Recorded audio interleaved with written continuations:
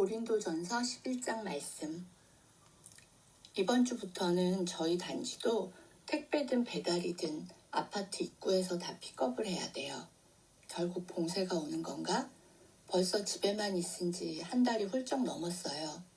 이런 상황에서 저는 내일 아침 한 달에 한 편 뜨는 비행기로 서울로 갑니다.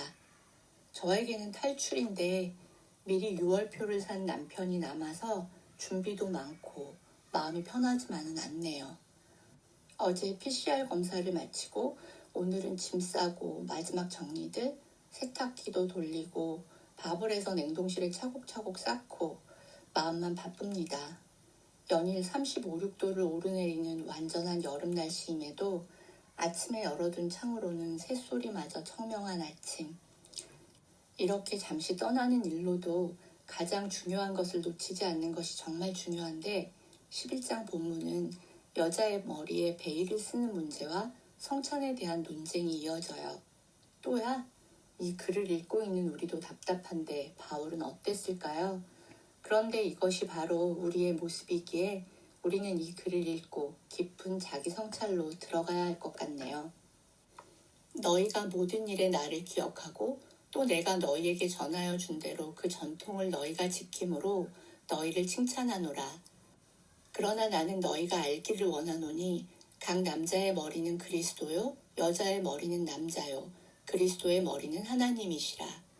물은 남자로서 머리에 무엇을 쓰고 기도나 예언을 하는 자는 그 머리를 욕되게 하는 것이요 물은 여자로서 머리에 쓴 것을 벗고 기도나 예언을 하는 자는 그 머리를 욕되게 하는 것이니 이는 머리를 민 것과 다름이 없음이라.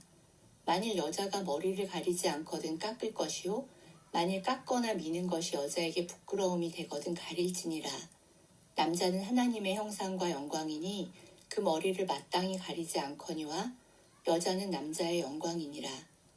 남자가 여자에게서 난 것이 아니요 여자가 남자에게서 났으며 또 남자가 여자를 위하여 지음을 받지 아니하고 여자가 남자를 위하여 지음을 받은 것이니 그러므로 여자는 천사들로 말미암아 권세 아래에 있는 표를 그 머리에 둘지니라. 그러나 주 안에는 남자 없이 여자만 있지 않고 여자 없이 남자만 있지 아니하니라. 이는 여자가 남자에게서 난 것 같이 남자도 여자로 말미암아 났음이라. 그리고 모든 것은 하나님에게서 났느니라. 너희는 스스로 판단하라. 여자가 머리를 가리지 않고 하나님께 기도하는 것이 마땅하냐? 만일 남자에게 긴 머리가 있으면 자기에게 부끄러움이 되는 것을 본성이 너희에게 가르치지 아니하느냐? 만일 여자가 긴 머리가 있으면 자기에게 영광이 되나니 긴 머리는 가리는 것을 대신하여 주셨기 때문이니라. 논쟁하려는 생각을 가진 자가 있을지라도 우리에게나 하나님의 모든 교회에는 이런 관례가 없느니라. 아멘. 가끔 이런 본문을 보면서 시대착오적이라든지 지나친 보수주의로 볼 것이 아니라 그 진정한 의미를 잘 살펴야 할 것 같아요. 당시 문화에서는 야시막이라는 너울을 여자들이 썼는데요. 이것은 나의 보호자가 있다는 의미였다고 해요. 말하자면 아버지나 남편의 보호 아래 있는 것을요. 우리도 예전에 양갓집 교수들이 외출할 때 스개치마 같은 걸 쓰곤 했잖아요. 반면에 고위층의 정부나 첩, 창녀나 여사제들은 사람들이 나에게 접근해도 된다는 의미로 머리에 아무것도 쓰지 않았다고 하죠. 그런데 복음을 받아들이고 스스로 남자와 동등하며 자유롭다고 느낀 여성들이 아마 교회 안에서 머리에 쓴 것을 벗기 시작했나 봐요. 사실 지금 보면 아무것도 아닌 일이지만 교회 밖에서 볼 때는 교회 공동체 안이 밖에 있는 사람들보다 더 음란한 여자들만 모였나? 이렇게 생각할 수도 있었다는 것이었겠죠. 반면 남자들은 토가라는 옷을 입었었는데 그 토가라는 겉옷을 머리까지 끌어올려서 쓰는 것이 이방 제사장들이 했던 일이래요. 그러니까 그것이 어쩌면 멋있게 보여서 그것을 흉내내는 사람들이 또한 있었나 봐요. 그러니까 남자에 대해서는 반대로 머리에 무엇을 쓰지 말라고 한 것이죠. 특히 보통 때 쓰지 말라고 한 것이 아니라 기도나 예언을 할 때 쓰지 말라고 했으니 예배를 드릴 때 혹은 공예배에서 가르치는 자들에게 경고하는 말이었다고 보면 더 이해하기 좋을 것 같습니다. 3절에서는 남자의 머리는 그리스도요, 여자의 머리는 남자요, 그리스도의 머리는 하나님이시라, 이런 구절이 나오거든요. 그런데 우리가 페미니스트가 아니라고 해도 뭐지? 여자를 제일 낮은 걸로 두는 거야? 여자의 머리 남자, 남자의 머리 그리스도, 뭐 이런 식으로요. 그런데 이 차례를 보면 참 이상해요. 보통은 작은 것에서 큰 것으로 혹은 큰 것에서 작은 것으로 표현을 하잖아요. 그런데 이 문장의 표현이 달라요. 어쩌다 실수로 쓰여진 것이 아닌 의도를 갖고 쓰여진 것으로 볼 수 있는 거죠. 그리스도와 한 분이신 하나님처럼 여자와 남자도 하나임을, 그럼에도 아들 되신 그리스도의 순종처럼 여자에게도 아름다운 순종이 필요한 것임을 말하시는 것 같아요. 8절 말씀은 태초에 여자가 사람을 낳은 것이 아니라 하나님이 아담, 남자를 먼저 지으시고 거기서 갈비뼈를 하나 취해서 여자를 나중에 만드셨음을 표현하고 있어요. 그리고 결국은 그 둘이 하나라는 것이죠. 하나님께서는 남자와 여자를 차별이 아닌 차이로서 존중하고 있는 것을 설명하고 있습니다. 바울은 10장에서와 같이 오늘 본문에서도 너희는 스스로 잘 판단하라 라고 말하고 있어요. 마지막 구절 역시 이런 모든 일들로 논쟁하려는 생각은 교회 공동체를 세우는 일이 아니라고, 무익한 것이라고 깨우쳐 주네요. 바울의 답변은 항상 같은 맥락임을 볼 수 있어요. 그래, 우리는 주의 자녀로 모두 자유하다.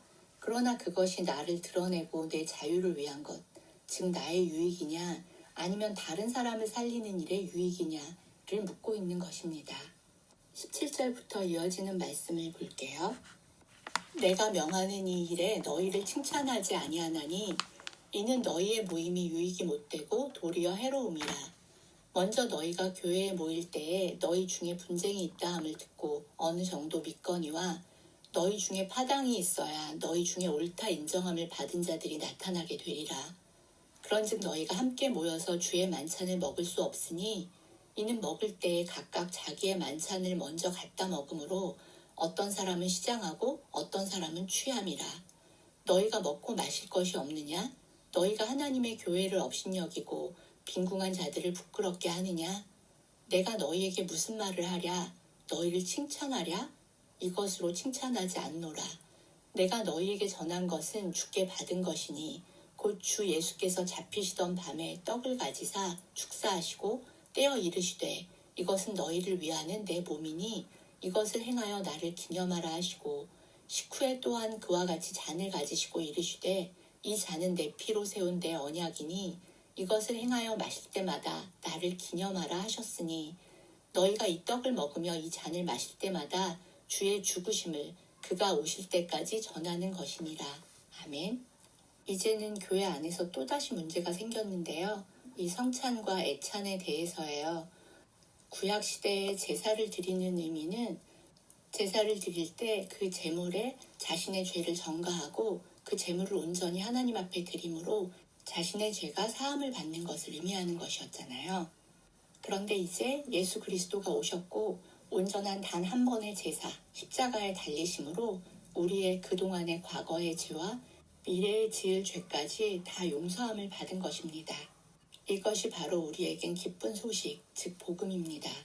그래서 성찬의 의미란 예수님의 살인 떡과 예수님의 피인 그 잔에 동참함으로 예수님의 죽으심과 부활의 의미를 다시 기억하라는 것이겠죠.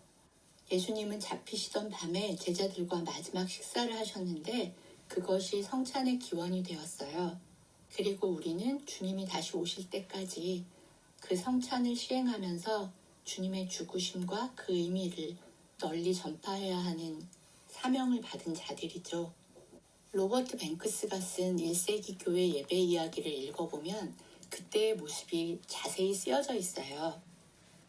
브리스길라와 아굴라의 집에 초대를 받은 부플리우스라는 믿지 않는 사람이 귀족이건 노예이건 할 것 없이 함께 식탁에서 교제를 하고 예배드리는 모습을 보면서 충격을 받는 이야기예요. 아마도 당시 초대교회들은 이렇게 교제를 했던 것 같아요. 귀족들과 부자들은 자신이 누리고 가질 수 있는 음식들을 가지고 와서 가난한 자들과 함께 나누었죠. 지금의 포트락 파티처럼요. 그리고 노동자와 노예 계급들은 그들의 일을 마치고 뒤늦게 허겁지겁 달려와서 그 식탁에 참여를 해요. 그런데 아마 고린도 교회 사람들은 자신들이 싸온 음식을 먼저 다 먹고 취해버렸나 봐요. 뒤늦게 온 가난한 사람들은 줄인 배를 채울 수가 없었겠죠. 그래서 22절에서 너희가 먹고 마실 집이 없느냐고 하나님의 교회를 업신여기고 빈궁한 자들을 부끄럽게 여기느냐며 책망하고 있죠. 지금 우리가 불리우는 크리스찬이라는 말은 당시 초대교회에서 나온 말이라고 해요. 그리스도를 너무 닮은 행동을 했기 때문에 작은 그리스도라고 불렸던 그 크리스찬이라는 말이 참 부끄럽게 여겨집니다. 늘 그리스도께서 가난하고 외롭고 고아와 과부, 나그네의 편을 들어주셨던 것처럼 초대교회의 부자들, 귀족들이 그렇게 가난하고 외로운 노동자 계급 그리고 노예들을 그렇게 섬겼던가 봐요. 그래서 그들을 작은 그리스도라고 불렀던 데서 크리스찬이라는 말이 일컬어졌겠죠. 오늘 이 고린도 교회 성도들, 부자들을 나무라는 그 바울의 나무람이 오늘 우리들에게 깊은 자기 성찰로 이어지지 않는다면 이 말씀은 그저 2000년 전에 머무는 말씀일 뿐일 것입니다. 하나님 21세기를 살아가는 우리에게, 특별히 팬데믹의 기간을 지나가는 우리에게 그저 우리에게 먹을 것이 있고 우리가 사재기를 할 것이 있다 할지라도 이 땅에서 살아가는 많은 이들의 필요와 공고함을 채워줄 수 있는 우리가 될 수 있도록 우리의 마음을 깊이 살펴 성찰하는 우리들이 되는 시간으로 이 시간을 사용하여 주시옵소서.